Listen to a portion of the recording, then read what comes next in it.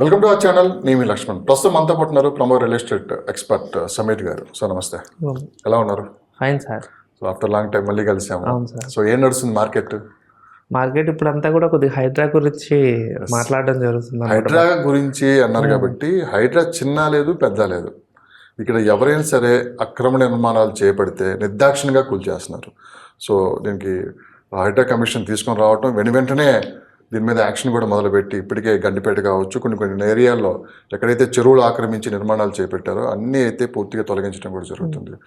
So గతంలో ఏంటంటే ఏదో కొంచెం హడావుడి చేసి వెళ్ళిపోయేవాళ్ళు. ఇప్పుడు అలా కాకుండా సో పూర్తిగా దాని మీద దృష్టి పెట్టి ఎక్కడైతే అక్రమ నిర్మాణాలు జరిగాయో దాదాపు మనం చూస్తూనే ఉంటాం. అంటే చిన్న లేదు పెద్ద లేదు, ఎవరైనా సరే పూర్తిగా వాటి మీద చర్యలు తీసుకోవాలని చెప్పి ముఖ్యమంత్రి రేవంత్ రెడ్డి గారు కూడా రంగనాథ్ గారికి చెప్పడం కూడా జరిగింది. సో పరిణామాలను చూస్తుంటే సో ఇది ఇలానే కొనసాగే అవకాశం ఉందంటారా? అంటే చూడాలండి, మరి వాళ్ళైతే కనుక స్ట్రిక్ట్గానే యాక్షన్ తీసుకుంటున్నారు. ఒక విధంగా చూసుకుంటే అది కరెక్టే. కాకపోతే పబ్లిక్ సైడ్ కూడా మనం ఆలోచించాలి. టూ సైడ్స్ అనేది ఎప్పుడు కూడా ఆలోచించాలన్నమాట. ఒకే సైడ్లో అనేది కరెక్ట్ కూడా కాదు. అది ఏంటంటే ఇప్పుడు చూసుకుంటే కనుక మన చాలా సంవత్సరాల నుంచి ఇది 400 years నుంచి ఉన్న సిటీ. దీంట్లో చాలా లేక్స్, అప్పుడు లేక్ సిటీ అని కూడా అనేవారు దీన్ని. చాలా లేక్స్ ఎక్కువ ఉండేవి అనమాట. ఆ లేక్స్ని ఏంటంటే ఈ రియల్ ఎస్టేట్ వాళ్ళు కానీ వీళ్ళు పొలిటీషియన్స్ కానీ వీళ్ళు కొద్దిగా కబ్జా చేసి ఏంటంటే ఇది అపార్ట్మెంట్స్ కానీ కన్స్ట్రక్షన్ కానీ చేయడం జరిగింది. ఇప్పట్లో కాదు, అప్పట్లో అది ఏంటంటే కొద్దిగా అక్కడక్కడ కంటిన్యూ అయ్యిందనమాట. ఇప్పుడు లేక్ సైజులు కూడా చూసుకుంటే కనుక ఆల్మోస్ట్ చాలా లేక్స్ ఒక 30 to 40% తగ్గిపోయాయి. ముందు ఒక 40 acres ఉన్న లేక్ ఏదైతే ఉందో ఇప్పుడు 20 acresకి 25 acresకి తగ్గడం జరిగింది అనమాట. ఎందుకంటే ఎంక్రోచ్మెంట్స్కి గురవడం వల్ల అనమాట. దానివల్ల ఏంటంటే ఈసారి రేవంత్ రెడ్డి గారు మాత్రం కొద్దిగా స్ట్రిక్ట్గా ఆయన యాక్షన్ తీసుకొని ఎప్పుడైతే ఈ వర్షాలు వస్తున్నాయో హైదరాబాద్లో కొద్ది వాటర్ ఫ్లో అనేది లేదనమాట, బయటికి వెళ్ళట్లేదు. ఎందుకంటే మనకు సముద్రం లేదు కాబట్టి, సీ షోర్ లేదు కాబట్టి ఏంటంటే తొందరగా వెళ్ళట్లేదు. ఆయన ఏంటంటే ఈ నాలాల మీద ఉన్న కన్స్ట్రక్షన్స్ని కనుక కొద్దిగా ఇచ్చేస్తే కనుక వాటర్ ఫ్లో బాగుంటుంది నెక్స్ట్ అని చెప్పి ఒక కమిషన్ని ఆయన వేయడం జరిగింది, రంగనాథ్ గారిని. ఆయన చాలా ఫాస్ట్గా యాక్షన్ తీసుకుంటున్నారు. చూసుకుంటే కనుక ప్రతిసారి కనుక ఈసారి నుంచి చాలా ఫాస్ట్గా ఉందండి. అయితే ఏంటంటే కామన్ మ్యాన్ని కూడా దృష్టిలో పెట్టుకోవాలండి. ఎందుకంటే ఎవరైతే కొన్నారో వాళ్ళ తప్పు కూడా లేదు ఇందులో. అప్పట్లో నాలెడ్జ్ లేదు పబ్లిక్కి, ఇంత వెబ్సైట్స్ లేవు, ఆన్లైన్ లేదు, డిజిటల్ లేదు. అప్పట్లో ఏంటంటే పాపం రిజిస్ట్రేషన్ చేసేవారని చెప్పి పబ్లిక్ కొనడం జరిగేది. పర్మిషన్లు ఇచ్చింది గవర్నమెంట్, రిజిస్ట్రేషన్ చేసేది గవర్నమెంట్. ఇప్పుడు అంతా కూడా మనం పబ్లిక్ కట్టుకున్నారు అని చెప్పి అనడానికి కూడా లేదు. ఎందుకంటే బిల్డర్ ఫస్ట్ తప్పు ఎవరిదంటే ఎవరైతే పర్మిషన్స్ ఇచ్చారో వాళ్ళది ఉంటుంది, నెక్స్ట్ బిల్డర్స్ది ఉంటుంది, థర్డ్ కొద్దిగా అనుకుంటే కనుక ఒక 25% తప్పు పబ్లిక్ది కూడా ఉండొచ్చు. కానీ ఇంతకీ అంతిమంగా నష్టపోయింది ఎవరు ఇక్కడ? అంతిమంగా నష్టపోయేది ఎవరైతే వాళ్ళేనండి. వాళ్ళ పరిస్థితి ఏంటి? కాకపోతే రేవంత్ రెడ్డి గారు కూడా ఆలోచించి దీని మీద ఏంటంటే, సార్ ఇప్పుడు మీరైతే ప్రజానాయకులు, ఇది యాక్చువల్గా దాని గురించి ఏంటంటే మీరు కూడా ఆలోచించి పబ్లిక్ ఎక్కడ సఫర్ అవుతున్నారు బాగా, మిడిల్ క్లాస్ కానీ లోవర్ మిడిల్ క్లాస్ వాళ్ళే ఎక్కువ కొనుక్కుంటారండి అటుపక్క. ఎందుకంటే నాలాల దగ్గర ఏంటంటే కొంచెం తక్కువకి ఇస్తారని చెప్పి కొనుక్కుంటారు. అందులో కూడా అందరికీ నాలెడ్జ్ ఉండదు. ఇప్పుడు 10% 20% నాలెడ్జ్ ఉంటుందండి జనరల్గా రియల్ ఎస్టేట్లో. మేము చూసేటప్పటికి 100 మెంబర్స్లో ఒక 10 మెంబర్స్కి మంచి నాలెడ్జ్ ఉంటుంది, మిగతా 90% మందికి ఉండదు. ఏదో పాప రిజిస్ట్రేషన్ చేసుకుంటున్నారు, రిజిస్ట్రేషన్ అవుతుంది, బ్యాంక్ లోన్ ఇస్తున్నారు, ఏదో మనకు తక్కువలో దొరికిందని చెప్పి తీసుకోవడం జరుగుతుంది. పాప జీవితాంతం కష్టపడి రూపాయి దాసి లోన్లు కట్టి వాళ్ళు తిరగకుండా ఖర్చు పెట్టుకోకుండా వాళ్ళ లైఫ్ స్టైల్ అంతా లో చేసుకుని ఫ్లాట్లు కొంటారు. మనం సడన్గా వచ్చేసి అది రాత్రి ఇది కాదు, ఇది బఫర్ జోన్లో ఉంది, కొట్టేస్తామంటే కనుక అది కూడా గవర్నమెంట్ ఆలోచించుకోవాలి. కానీ నిన్న ఒక వీడియో నేను చూసాను, 30 సంవత్సరాల క్రితం ఇల్లు కొనుక్కున్నాను, అది సడన్గా నేను కూల్చేశారు. మరి వీళ్ళ పరిస్థితి ఏంటి? అదే సార్, అదే మనం అనుకున్న రేవంత్ రెడ్డి గారిని రిక్వెస్ట్ చేస్తున్నాం అనమాట. సార్ మీరు కూడా పబ్లిక్ గురించి ఆలోచించి ఒకసారి ఏంటంటే ఒక కమిటీ వేయండి. కమిటీ వేసి అసలు తప్పు ఎలా జరిగింది, ఎవరు పర్మిషన్లు ఇచ్చారు, వాళ్ళందరినీ పిలవండి. వాళ్ళు బతికే ఉంటారు చాలామంది, వాళ్ళందరినీ విచారించండి. ఎందుకు మీరు పర్మిషన్లు ఇచ్చారు, ఎందుకు మీరు రిజిస్ట్రేషన్ చేశారు, బిల్డర్స్ మీద కూడా మీరు యాక్షన్ తీసుకోండి. దాని తర్వాత పబ్లిక్ మీదకి రండి. ఫస్టే రావడంతోనే పబ్లిక్ మీదకి వచ్చేస్తే పబ్లిక్ భయపడతారు. అసలుకే మార్కెట్ అనేది లాస్ట్ 1-2 years నుంచి కొద్దిగా రెసిషన్ కానీ ఇది కానీ అనుకుంటే కనుక కొద్దిగా గవర్నమెంట్ కూడా ఏంటంటే ఎలక్షన్స్ వల్ల ఏంటంటే స్లోగానే ఉంది కొద్దిగా. కొద్దిగా యావరేజ్గా ఉంది మార్కెట్ అనేది. మనం వెంటనే ఇలాంటి డిసిషన్ తీసుకోవడం వల్ల ఏంటంటే జనం భయపడుతున్నారు అనమాట. పబ్లిక్ మనం కొన్ని విషయాలు గ్యారంటీగా చెప్పలేకపోతాం అనమాట. అదేంటంటే కొద్దిగా చూసి మీరు ఆలోచించుకొని మీరు అనేది అంటే సామాన్యులే కాదు, అంటే అంతకుముందు కేంద్ర మంత్రులుగా చేసిన వాళ్ళ ఆస్తులు కూడా నిర్దాక్షిణ్యంగా కూల్చేస్తున్నారు. పార్టీ అని కూడా ఏ పార్టీ అని కూడా చూడకుండా అని చెప్పి కూడా మనం రీసెంట్గా ఒక వార్త కూడా విన్నాం.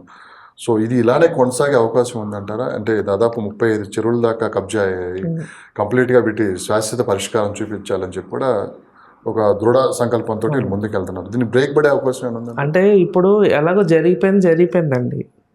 ఉన్నట్లనైనా మనం కాపాడుకోవాలి దాన్ని. ఉన్నట్లు దాన్ని ఫెన్సింగ్ వేసి దానికి క్లియర్గా చట్టాలు అమలు చేసి దాంట్లో కనుక పర్మిషన్ ఇస్తే కనుక రిజిస్ట్రేషన్ చేస్తే కనుక వాళ్ళు శిక్షిస్తాం గవర్నమెంట్ ఆఫీసర్ని అని చెప్పి ఒక జీవో పాస్ చేసి స్ట్రిక్ట్గా ఇంప్లిమెంట్ చేస్తే కనుక భవిష్యత్ తరాల్లో ఇవి జరగడానికి ఆస్కారం ఉండదండి. ఇప్పుడు ఇలాగే కనుక 4-5 కొట్టిస్తే మళ్ళీ ఏమవుతుందంటే రేపు పొద్దున్న వీళ్ళకి ఎవరైతే పర్మిషన్లు ఇస్తున్నారో ఎవరైతే రిజిస్ట్రేషన్ చేస్తున్నారో వాళ్ళకి భయం అనేది ఉండదు అనమాట. జనరల్ పబ్లిక్ అనేది మనం ఫుల్గా ఎడ్యుకేట్ చేయలేం వాళ్ళని, ఎందుకంటే వాళ్ళ వర్క్లో వాళ్ళు బిజీ ఉంటారు, వాళ్ళ బిజినెస్లో బిజీ ఉంటారు. వాళ్ళు ఏంటంటే ఈ వాళ్ళని ఫుల్గా ఎడ్యుకేట్ చేయడానికి టైం కూడా దొరకదు, వాళ్ళంత టైం కూడా ఇవ్వరు. వాళ్ళ పాపం ఏం చేస్తారు, లోన్ వస్తుంది రిజిస్ట్రేషన్ చేస్తున్నారు పర్మిషన్లోనే కొనేస్తాం అంతవరకే. కాకపోతే వాళ్ళకి కూడా మేము చెప్పే రిక్వెస్ట్ ఏంటంటే కొద్దిగా ఆన్లైన్లోకి వెళ్ళి వీళ్ళు చెక్ చేసుకోండి ఫస్ట్ కొనేటప్పుడు ఏ ప్రాపర్టీ అయినా కానీ అది బఫర్ జోన్లో ఉందా లేదన్నది చూసుకొని కొనుక్కుంటే మంచిది. హైడ్రా గురించి పెద్దగా చర్చ లేదు, కానీ ఎవరైతే హైడ్రా కమిషనర్ రంగనాథ్ గారు ఉన్నారో ఒక సరైన ఆఫీసర్ రంగంలో దిగితే ఎలా ఉంటుందో ఒకసారి చూపించారు. తన యాక్షన్లోకి దిగితే ఎలా ఉంటుంది, చిన్న లేదు పెద్ద లేదు అని చెప్పి. ఇప్పుడు ఏకంగా ఏంటంటే హైడ్రా కమిషన్ ఉంచుని కానీ ఆయన మార్చండి అని చెప్పి కూడా పెద్ద ఎత్తున వాళ్ళు లాబింగ్లు కూడా చేస్తున్నారని చెప్పి అనిపిస్తుంది అన్నమాట. సో దీన్ని చూస్తే ఎలా అనిపిస్తుంది, ఇట్లాంటి పవర్ఫుల్ ఆఫీసర్ గా ఉన్నారంటే ఇలాంటి అక్రమ నిర్మాణాలు చేపట్టాలంటే గుండెల్లో రైలు పరిగెడతాయి ఒక్కొక్కరు. సో ఎంతవరకు హైదరాబాద్ని సేఫ్ సైడ్గా మనం చూడొచ్చు అంటారు ఇలాంటి ఆఫీసర్లను పక్కన పెట్టుకోండి? అంటే ఆఫీసర్లు ఆయన డ్యూటీ ఆయన చేశారండి, ఆయన తప్పైతే కాంప్రమైజ్ లేకుండా చేశారు. కాకపోతే ఏంటంటే ఫర్దర్గా చూసుకుంటే కనుక ఇందులో ఒక మంచి జరిగినప్పుడు ఏంటంటే ఆటోమేటిక్గా కొంత పబ్లిక్ ఇంపాక్ట్ అనేది బాధపడేది వాళ్ళే ఎండింగ్గా. నేను వాళ్ళ సైడ్ నుంచి మాట్లాడుతున్నాను, ఎక్కువ 70% వాళ్ళ గురించి మాట్లాడుతున్నాను, 30% గవర్నమెంట్ గురించి మాట్లాడుతున్నాను. అందుకని ఎక్కడైనా కనుక చూసుకొని పర్మిషన్లు ఇస్తే గవర్నమెంట్ మంచిదండి. చూసుకొని పర్మిషన్లు ఇవ్వాలి, చూసుకొని రిజిస్ట్రేషన్ చేయాలి. ఫర్దర్గా జరిగే గురించి నేను చెప్తున్నాను. ఇప్పుడు కూడా దీంతో మనం కొట్టేయడం వల్ల కూడా వెంటనే దాంట్లో కనుక ఏం జరిగేదే ఉండదు, అనవసరంగా బిల్డింగ్ పడిపోద్ది, ఇది అవుతుంది. కింద మళ్ళీ గ్రౌండ్ వాటర్ చూసేటప్పటికి అంతా ఆర్సీసీ వేస్తుంటుంది కదండి కింద, మళ్ళీ వాటర్ అనేది తీసుకోదు కదా అది. ఇప్పుడు కొట్టేసినంత మాత్రాన వెంటనే ప్రయోజనం జరిగేదైతే ఏం లేదనమాట. దానికి ఏదో ఆల్టర్నేట్ వేసి వాళ్ళకి ఫైన్ వేయడమో పెనాల్టీ వేయడమో అలా చేసి ముందు నెక్స్ట్ జరగకుండా జనాన్ని ఎడ్యుకేట్ చేయండి. దీంతోనైనా ఆపి ఇది పబ్లిక్ లో బాగా వెళ్ళిపోయిందండి. హైడ్రా కమిషన్ గురించి కాస్త రియల్ ఎస్టేట్ మార్కెట్ మీద కూడా కొంచెం ప్రభావం చూపిస్తుంది. సో ఎక్కడ ఏ కబ్జాలు ఉన్నాయో, ఎక్కడ ఏ ల్యాండ్ కొనాలి, ఎక్కడ ప్లాట్ కొనాలి అని చెప్పి జనం భయపడిపోతున్నారు. సో ఇక్కడ ఇన్వెస్ట్ చేసే బదులు కొంత వాళ్ళు మ్యూచువల్ ఫండ్స్ కి టర్న్ అవుతున్నారని చెప్పి వినిపిస్తున్నమాట. ఎంతవరకు నిజం? అది కొంత కరెక్టేనండి అది. ఎందుకంటే మ్యూచువల్ ఫండ్స్ అనేది ఎస్ఐపిలోకి కొద్దిగా వెళ్తున్నారు పబ్లిక్. అందరూ కాదు, కొంతమంది ఎవరైతే లిక్విడ్ మనీ ఉందో కొద్దిగా శాలరీలోంచి ఎస్ఐపి అనేది చేసుకుంటున్నారు అనమాట. దాంట్లో కూడా వెళ్ళడం వల్ల కనుక మనకు స్టాక్ మార్కెట్లో కూడా మంచి గ్రోత్ అనేది కనిపిస్తుంది అనమాట. అలాగే రేవంత్ రెడ్డి గారు ఇప్పుడు సబ్జెక్ట్ ఏంటంటే, రేవంత్ రెడ్డి గారు ఆల్రెడీ రియల్ ఎస్టేట్ బ్యాక్గ్రౌండ్ నుంచి వచ్చారు. ఆయనకి అన్ని విషయాలు తెలుసు. ఇది చాలా సెన్సిటివ్గా ఉంటుంది రియల్ ఎస్టేట్ అనేది. ఇందులో మంచి జరిగినా ఫాస్ట్గా వెళ్తుంది. ఏదైనా ప్రాజెక్ట్ వచ్చింది అనుకోండి, అందరికీ వెంటనే ఫాస్ట్గా వెళ్ళి వెంటనే రేట్లు పెరుగుతాయి. ఏదైనా నెగిటివ్ ఇంపాక్ట్ అయినా కానీ జనం నెగిటివ్గా రియాక్ట్ అవుతారు. రాజకీయంగా నెగిటివ్ ఇంపాక్ట్ ఎక్కువ ఉన్నా కానీ ఆయన ముందుకు వెళ్తున్నారు ఎందుకు? ఆయన అంటే మరి చూడాలండి ఎన్ని రోజులు వెళ్తారు ఏంటనేది చూడాలి. అది జనరల్ పాపం చిన్న వాళ్ళు ఉన్నారండి చాలా. మేము చూసుకుంటే కనుక ఫీల్డ్లో మేము ఉంటాం కాబట్టి మాకు కాల్స్ వస్తున్నాయి. పాపం వాళ్ళు ఏంటంటే రాత్రి సఫర్ అయ్యి భయపడిపోతున్నారు అనమాట. ఎప్పుడొచ్చి ఏమవుతుందా, మాది ఇంట్లో ఎందులో ఉంది ఏంటి, మా తప్పు లేదు, మేము రిజిస్ట్రేషన్ చేయించుకున్నాం. రిజిస్టర్ చేసింది గవర్నమెంట్, వీళ్ళు పర్మిషన్స్ ఇచ్చింది గవర్నమెంట్. రూపాయి పాపం కష్టపడి సంపాదించుకున్నది పబ్లిక్. వాళ్ళు ఒక ఇల్లు కొనుక్కోవడం అంటే చిన్న విషయం కాదండి. సిటీలో లైఫ్ అంతా తాకట్టు పెట్టి వాళ్ళు ప్రతిదీ కాంప్రమైజ్ అయ్యి చేసుకుంటే కానీ ఒక 20 ఏళ్ళు 25 ఏళ్ళకి ఆ ఇల్లు వీళ్ళకి రాదు. ఇల్లు అనేది కూడా ఒక ఎమోషనల్. ఎంత పెద్ద ఎమోషనల్ అంటే తన ఇంటి ఎవరికైనా మీకైనా నాకైనా సరే ఏంటంటే సొంత ఇంటి అది వేరు, దాంట్లో మనకున్న బాండింగ్ వేరు. 30 సంవత్సరాలు అక్కడ మనం అదే ఇంట్లో మన లైఫ్ అంతా అక్కడే ఉంటుంది. అలాంటిది కళ్ళ ముందే కూల్చేస్తుంటే ఎలా ఉంటుంది? అవును, పాపం వాళ్ళకి కూడా ఎన్నో సంవత్సరాల నుంచి బాండింగ్ ఉంటుంది, వాళ్ళ పిల్లల పెళ్ళిళ్ళు ఉంటాయి, ఎడ్యుకేషన్ ఉంటుంది, రిలేషన్స్ అడుగుతారు, రాత్రి కొంతమంది బయటకు వచ్చి రెంట్ కట్టుకోలేరు, మళ్ళీ బ్యాంక్ వాడికి ఈఎంఐ కట్టాలి, ఇవన్నీ ఉంటాయి సార్. అందుకని సఫర్ అవుతున్నారండి. కాకపోతే దానికి ఒక కమిటీ వేయండి, ఎంక్వైరీ కమిటీ వేసి అసలు తప్పు ఎలా జరిగింది, ఎవరు చేశారు, తప్పు ఎవరు చేశారో వాళ్ళనే శిక్షించండి. తప్పు వీళ్ళు చేయలేదు, కొనుక్కున్న వాళ్ళు తప్పు చేయడు ఎప్పుడు కూడా. ఎందుకంటే మీరు రిజిస్ట్రేషన్ చేస్తున్నారు కాబట్టి వాళ్ళు కొనుక్కుంటున్నారు. మీరు రిజిస్ట్రేషన్ ఆపండి, పర్మిషన్ ఆపండి. కానీ ఇప్పటికిప్పుడు పుట్టుకొచ్చినవి కాదు కదా ఈ అక్రమాలు అనేది, గత 30 సంవత్సరాల నుంచి జరుగుతూనే ఉన్నాయి. అంటే ఏ గవర్నమెంట్ వచ్చినా ఈ అక్రమాలు జరుగుతూనే ఉన్నాయి, కానీ ఇల్లీగల్ కన్స్ట్రక్షన్ జరుగుతూనే ఉన్నది. ఎందుకంటే గతంలో ఎన్నడూ లేని విధంగా ఇప్పుడే ఎందుకు ఇంత పెద్ద యాక్షన్ తీసుకోవడానికి?